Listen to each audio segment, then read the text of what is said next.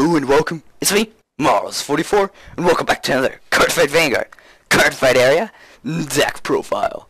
Today's deck profile, we have the dragon that jets off at the speed of light to clock all of your rear guards. Chronojet Dragon. So yeah, with the release of the Vanguard G and the trial decks and the booster sets, we got this badass clan, Gear Chronicle, which, by the way, loving the art, so beautiful, and very, very fun to play. Very strong deck as well. So, yeah, this is after post booster set 2 of G, by the way, because I didn't do after post booster set 1. But yeah, very strong deck. And by the way, just in case anybody's confused, clocking is what this clan does. It's basically you pay a certain cost and you put your opponent's rear guard, or a certain number of your opponent's rear guards, to the bottom of their deck. So instead of retiring them like Kagero, Murakami, you put them at the bottom of their deck. So that's a little different. Anyways, let's move right into the deck profile. So our starter is Gunnergear Dracokid. So if you don't know what he does, Generation Break 1. By the way, just to mention, this ability is active if you have one or more G units up on your Vanguard and or G zone. So if there's a Stride unit on your Vanguard, or face up in your G zone, it counts. And then it gets Counterblast 1, put this into your soul, search your deck for up to one grade 3 card, reveal it to your opponent, put it in your hand, and shuffle your deck. So it's basically just a tutor for Chronojet, and this deck, how the deck really works is it's all around Chronojet, so you can't play any other starter. It also helps keep the deck consistent as well. Very consistent, because if you use your other grade 3, you can just get it the next turn and ride it. So yeah, it just helps to keep it really consistent. So perfect starter. Yeah, there's not too many starters anyways to choose from. Anyways, on to grade 3s. We have 4 Chronojet Dragon. So his skill is Generation Break 2. So if you have 2 cards face up on your Vanguard or G zone. When this unit attacks a Vanguard until end of the battle, it gets power plus 5,000, and your opponent cannot call grade 1 or greater units from hand to Guardian Circle. So it's a glory effect at that point, once you've strided twice. And then his other skill is Counterblast 1 during your turn. When your G unit stride, you may pay the cost if you do choose one of your opponent's rear guards and put that unit on the bottom of your opponent's deck. So yeah, that's pretty self-explanatory. So when you stride, you just counterblast, put a card to the bottom of your opponent's deck, and then its other skill is Glory Effect. So very powerful card. I really don't need to explain anything. It's just by reading these effects, you know it's strong. Like the stride decks are all big on when the G unit stride, you counterblast 1 and do something. So that's like one of the popular, not popular, but that's the meta Vanguards right now. So Chronojet works beautifully because, well, he's just Chronojet and he gets a glory effect as well. Anyways, let's move on to our other grade 3. By the way, wanted to mention really quick, if you don't know how to stride, I'll probably do a tutorial video on it. Yeah, I'll have that on my channel, so you can go and check it out. It'll probably be part of tips and tricks. So yeah. Anyways, let's move on. So for Ruined Disposal Dragon. So his Legion mate is Steam Knight Puzur-Ili, and his skill is when it legions, you clock your opponent's rear guard. Its other skill is gains 2k. So there's another starter another grade 3 you could also choose, depending, but I feel this one works tons better. You don't really want to play, not starter, sorry, grade 3. You don't want to really play any other grade 3s that use Counterblast, because there are a lot of grade 2s that use Counterblast, and then Chronojet continuously, and your stride units. So you don't want to have another grade 3 that Counterblasts, and this card works perfectly because most of the time, well, you're not even Legioning, and when you do, you just get a free clock. The other grade 3 that's Legion that's free is more conditional, and its Legion mate sucks. Compared to this one, it actually has a decent Legion mate. This one has a decent Legion mate, and you get a free clock when you Legion, and you only really Legion, as I said, like 5% of the time, out of 95% of your matches. So there's really no need to play the other one since it's more conditional and you need certain things to happen. Whereas this one, it's a free, okay, since I got the chance to Legion, let's Legion, and I get a free clock. So, yeah, that's why 4 of these. And any of the others use Counterblasts or Soul Blast, which you can't waste because the units you have are just too important to use that on. Anyways, let's move on to our grade 2s. So we have 4 Steam Fighter Amber, Generation Break 1. Counterblast 1 when this unit attacks a Vanguard. If this unit is boosted, you may pay the cost. If you do, choose one of your opponent's grade 2 or less rear guards and clock that unit. So it's basically a lot of clans are getting stuff like this where they Counterblast 1. If it's boosted, you do its effect. It's not becoming you have to hit anymore. So it puts on more pressure because you just boost it, attacks the Vanguard. Oh, okay, so I'm gonna clock something now. It's pretty scary, and you can't play less than 4. This card's just awesome, just freaking crazy powerful. And then we have right here, 3 Glimmer Breath Dragon. So kind of like a Berserk Dragon in a way. What he does is Generation Break 1, Counterblast 1, and Soul Blast 1. Once the unit is placed on rear guard, if you have a grade 3 or greater Vanguard with Chronojet in its card name, you may pay the cost. If you do, choose one of your opponent's grade 2 or less rear guards. Put that unit on the bottom of your opponent's deck, and until end of turn, it gets plus 2k. So there's so much that you can use to clock and help out the deck in certain ways that it's not a big deal if you don't have 12k beaters. But this guy is nice because when you call him that turn, he becomes an 11k hitter, which is really nice the first couple of turns before you get something to boost it or boost something else. And that's why it works really efficiently, and you just don't need 12k beaters because you just have these guys to do that the first couple of turns. And then after that, and I mean the 12k beater uses Generation Break 1 as well, so you have to wait till you actually stride as well. But yeah, it has the same purpose, just helping to clock something. Also, if you can tell, the decks are revolved around Chronojet, although Chronojet is like the best by far Gear Chronicle grade 3, so that's why it's revolved around him.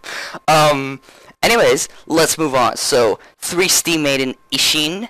What it does is Generation Break 1. Where is it? Counterblast 1 when your opponent's rear guard is put into his or her deck due to an effect. So when your opponent's rear guard is clocked due to an effect from one of your cards, you pay the cost. If you do, until end of turn, this unit gets auto when this unit rear guard, auto when this unit attacks a Vanguard. Until end of battle, your opponent cannot call grade 0 cards from their hand to Guardian Circle. So this unit gets a Silent Tom ability.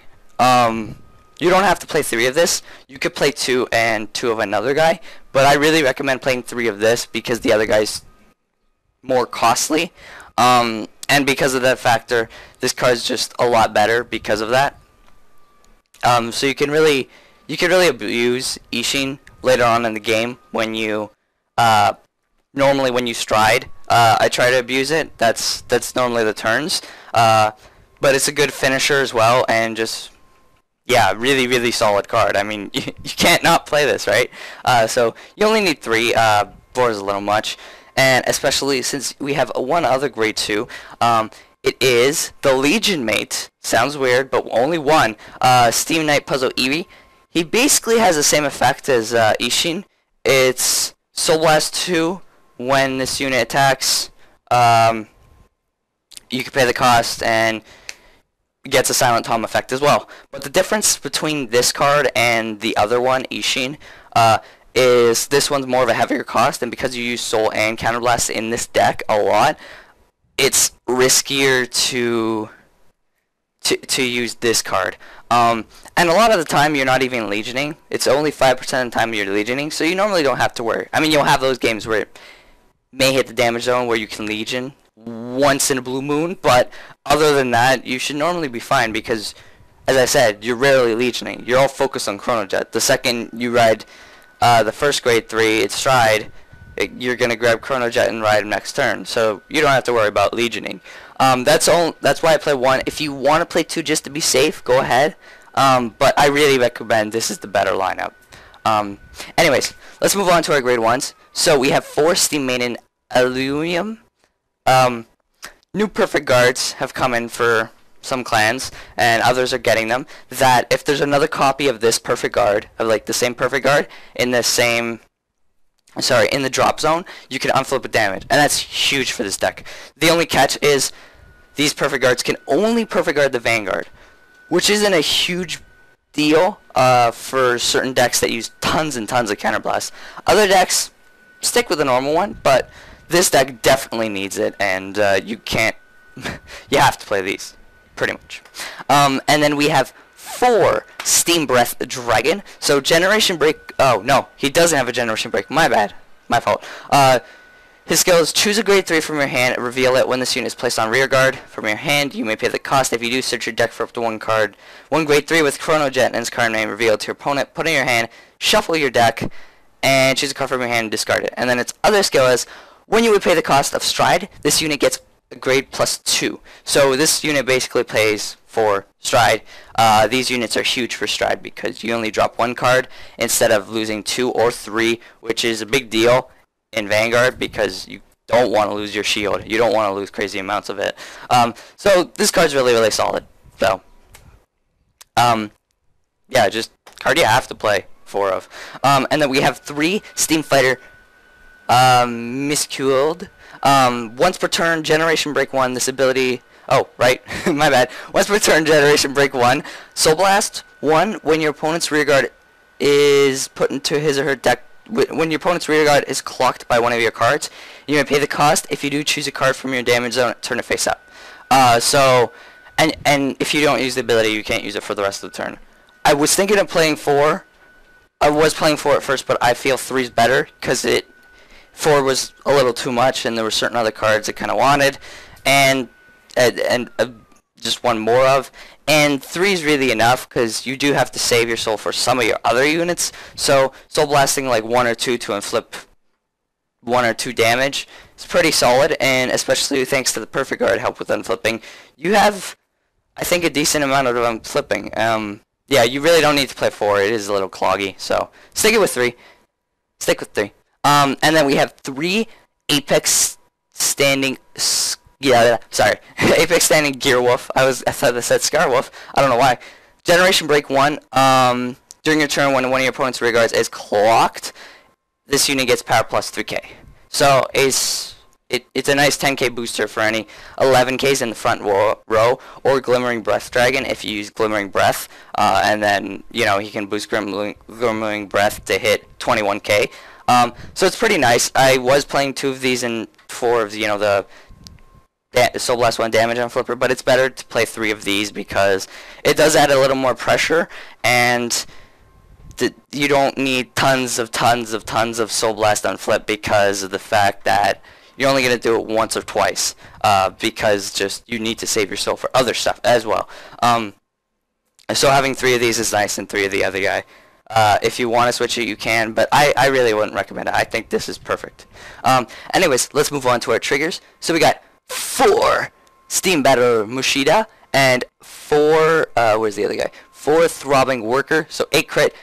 This guy is actually pretty interesting. You put it in your soul when your Vanguard attacks. If you have a grade 3 or greater Vanguard with Chronojet and his card name, you may pay the cost. If you do, draw a card, choose one of your Vanguards, and it gets power plus 5,000 until end of turn. So great for late game push-ins, like really beautiful. Especially combined with the draw trigger. And then we have 4 Luckypot Dracokid, so 8 crit, 4 draw, and then 4 heal, Steam Maiden Uluru. Alright, so let's jump on over to the stride units, and then we'll be finished. So, our first stride unit is 4 of Interdimensional Dragon Ragnaclock Dragon. You counterblast 1, choose a face-down card named Interdimensional Dragon. Choose the same face-down card in your G zone, so another card of these. And turn it face up. When this unit attacks a Vanguard, you may pay the cost. If you do, until end of the battle, your opponent cannot call grade 0 cards from their hand to Guardian Circle, so he gets a Silent Tom effect. And if the number of face-up cards in your G-Zone is 2 or more, this unit gets crit +1 until the end of the battle. So he's a great pressure card for like mid-game after you strode once. You could stride on him and try to pressure with that. Yeah, you need 4 of him because he unflips himself, so you can at least use it twice if you need to. But yeah, just a huge card. Definitely the best stride you got. And then we also have 2 Interdimensional Dragon Faterider Dragon. What he does is, once per turn, choose 1 of your rear guards, put it in the bottom of the deck, search your deck for up to 1 card with a grade greater than that unit, call its rear guard, shuffle your deck, choose 1 of your units for each face-up card in your G-Zone, and it gets power plus 3000 until end of turn. So basically with this, you can, a lot of the time I try to recycle my draw triggers back into the deck because they're normal amounts of shield. You can put other triggers into it, but I feel draw triggers is the best bet to go because you don't lose any shield from it, and you'll just get a grade 1 you need. This card basically helps out with tutoring a bit, and really helps out as well because it can power up some of your units. So that's really nice. He's just very good for tutoring, and you know there's not a lot of tutoring in the deck, so it's really good to have this, and there's power boosts as well, so that's why you play 2. No more needed than that. And then we have 1 Interdimensional Dragon Chronoscommand Dragon. So what he does is counterblast 2, soul blast 1, choose a card from your hand, discard it. When this unit attack hits a Vanguard, you may pay the cost. If you do, you clock all your opponent's rear guards, all of them. So I only play 1. Some people like to play 2, but there's a reason I play 1, and it's because he's quite costly, and at the same time, he's very costly with the counterblast 2, soul blast 1, drop a card, especially for how many counterblasts. He's a little like conditional as well. Like there's certain conditions you want to use him, and certain conditions you want to use the other guy that we have 1 of. But yeah, he's still a strong card.